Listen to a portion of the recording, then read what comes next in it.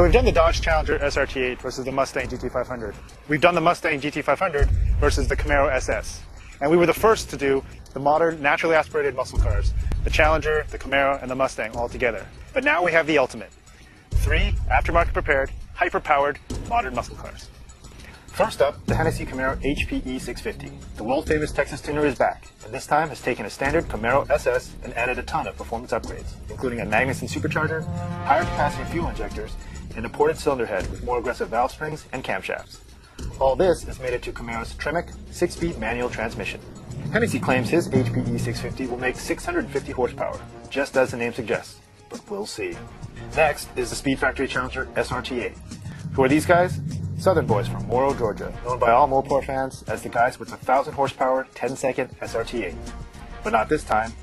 To keep things fair, they've brought one of their Stage 5 SRT8s, which uses an air-to-water, charge-cooled Vortec V3 supercharger with upgraded fuel injectors and better breathing from a cold air intake and Corsa stainless steel exhaust.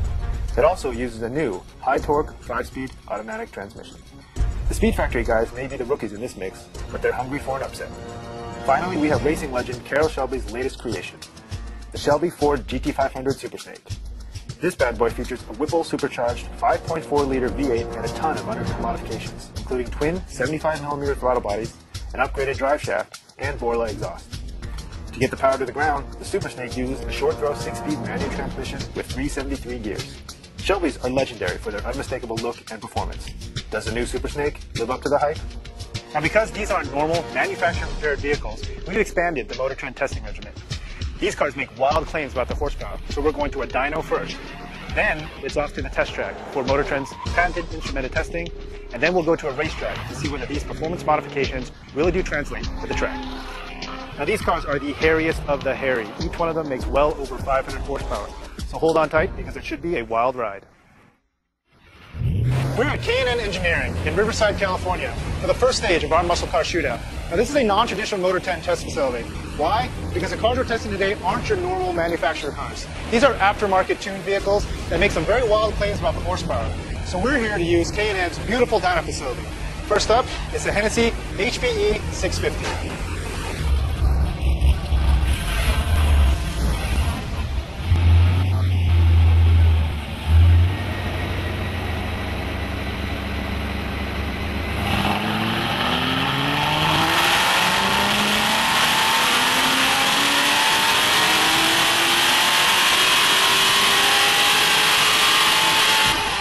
Just like that, at the rear wheels, the Hennessey HPE650 lays down an impressive 612 horsepower at 6,000 RPM and 593 pound-feet of torque at 3,960 RPM, far exceeding the promise of 650 horsepower at the crank. Next up is a Super Snake and its fine supercharger whine.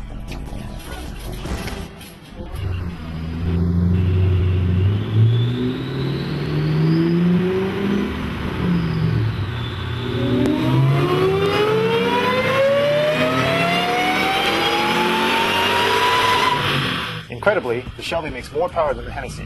At the rear wheels, 635 horsepower at 6,110 RPM. Torque is a bit less, 581 pound-feet at 4,750 RPM. Now, the SpeedFactory guys had a lot of problems just making it to this comparison test, and ended up bringing an SRT8 with a less powerful engine than the 700 horsepower, 7.2-liter Hemi they had originally planned.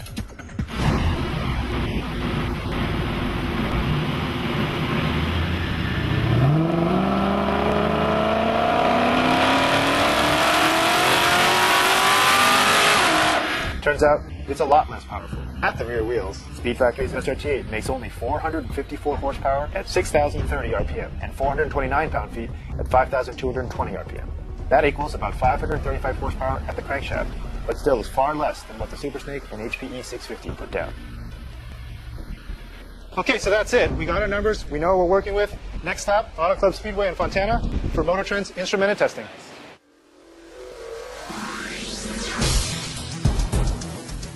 First up is the big power Super Snake.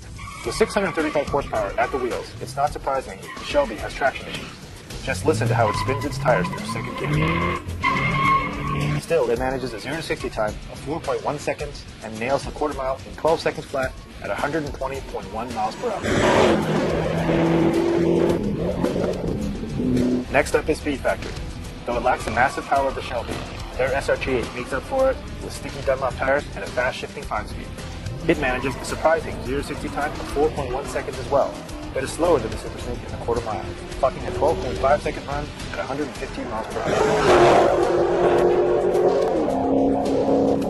With big power like the Super Snake and an independent rear suspension like the Challenger, can Hennessey's Camaro outrun them both? Boy can it.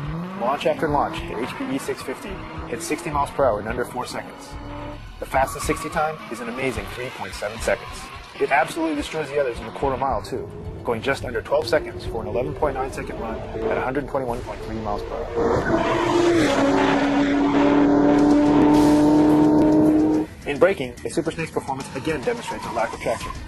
Its 114-foot stopping distance from 60 miles per hour puts it in third place. The HPE650 finishes second, but essentially ties the SpeedFactory SRT8 with a distance of 106 feet. Big wheels and sticky tires help SpeedFactory win the braking test in 105 feet. Too bad those tires don't help as much on the skid pad, where the Challenger ends up in third place with a lateral acceleration of 0.90 G and a figure 8 time of 25.9 seconds at 0.72 G. In second place is the Super Snake, which lays down a 0.92 average G on the skid pad and a 25.7 second figure 8 at 0.72 G. And finishing at the top of the heap is the HPE650, which manages a 0.95 G on the skid pad and figure 8 time of 25.6 seconds at 0.75 G.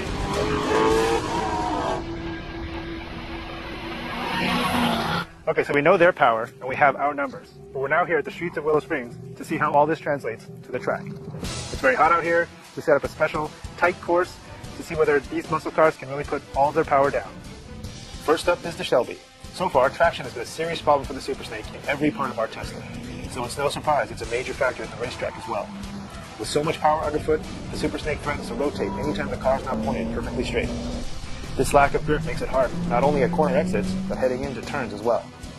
Doesn't matter if you have 750 horsepower or just 75 if you can't corner with confidence. You just can't carry any speed. Our best time in the Super Snake? 94.5 seconds. Now you would think that the SpeedFactory SRT8, which gives up 181 horsepower to the Super Snake and comes with an automatic transmission, would be embarrassingly slow out here. But it's not. The SpeedFactory guys know what they're doing. They've heavily braced this car and thoroughly reworked the suspension, which makes the car corner flat and even rotate a bit on demand. With a 93.7 second lap time, it's actually 0.8 of a second faster than the Super Snake. The big winner out here is the HPE650, though you'd never know it from behind the wheel. The HPE650 feels unfinished and easy to upset due to tightly sprung suspension and limp steering. The controls leave a lot to be desired as well, both the awkward shaped shifter and funky steering wheel. And still, the HPE650 absolutely annihilates both the SpeedFactory Challenger and Shelby Super Snake. Its lap time of 91 seconds is 2.7 seconds faster than the SRT8 and 3.5 seconds faster than the Shelby. An eternity at the track. So, who is the big winner in this ultimate muscle car showdown? Well, in third place is the SpeedFactory Challenger SRT8. Though we were promised a 700 horsepower street eater and ended up with something far less powerful, we were still impressed with SpeedFactory's overall performance. Their car performed surprisingly well at the racetrack and okay during testing, even though it suffered from a number of embarrassing problems. In second place is a 750 horsepower Shelby GT500 Super Snake. At the beginning, we thought this one was the one to beat. It put down a monster number on the dyno and easily won the Best Dressed award for its badass looks inside and out. It's just too bad that Shelby forgot to put some real tires on their Super Snake, because traction proved to be this Serpent's Achilles heel in every part of our dynamic testing, from braking to drag racing to lap times. Which means the winner of this ultimate muscle car showdown is the Hennessey Camaro HPE650. No real surprise, as the Hennessey laid down the biggest torque numbers and second highest horsepower, but more importantly, was able to consistently translate all of that output into pure speed.